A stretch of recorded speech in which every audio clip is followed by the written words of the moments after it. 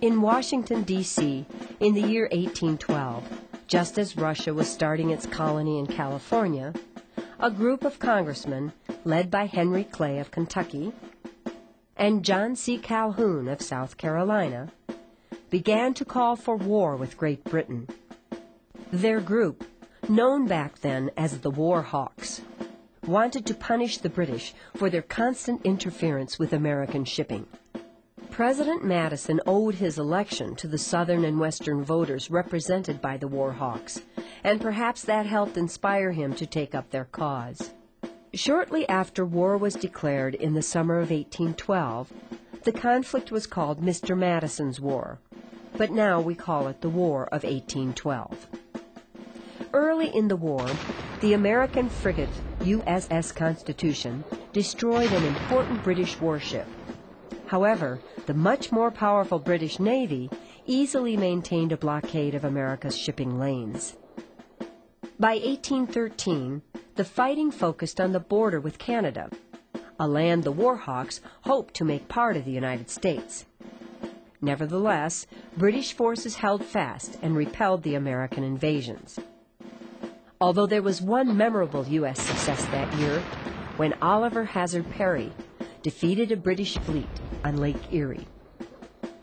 Meanwhile, far to the west in the Oregon Territory, Britain captured the new American fur trading outpost of Fort Astoria.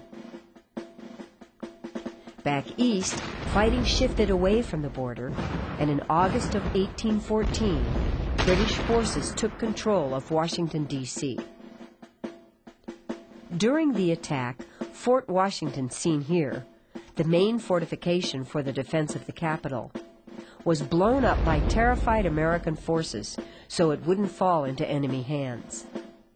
Nevertheless, frightened politicians fled as British troops set fire to the city, burning both the White House and the U.S. Capitol. Then the attackers moved north to take the port city of Baltimore, Maryland, and Fort McHenry that was designed to defend it. All through the night of September 13, 1814, British ships unleashed a full-scale cannon and rocket barrage. But as the sun came up and the shelling finally ceased, the flag of the United States still flew over Fort McHenry. The Americans had survived the brutal attack, and the British fleet had departed. And it was the sight of the tattered U.S. flag that inspired poet Francis Scott Key to write the words to the Star-Spangled Banner, now America's national anthem. In Europe, a few months later, the Treaty of Ghent was signed, officially ending the fighting between Britain and the United States. Unfortunately, news traveled slowly back then, and on January 8, 1815, a bloody battle took place in this field just outside of New Orleans, Louisiana, due to the fact that neither side had received word that the war had ended.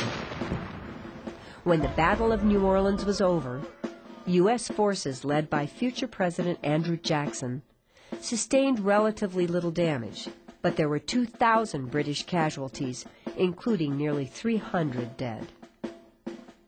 Looking back on it, the War of 1812 seems to have served very little purpose. Neither side gained or lost territory, and no agreement to respect American shipping rights was ever reached. Nevertheless, by 1816, things began to return to normal, and James Madison served out his last full year as America's chief executive, while his good friend, James Monroe, was elected the 5th President of the United States.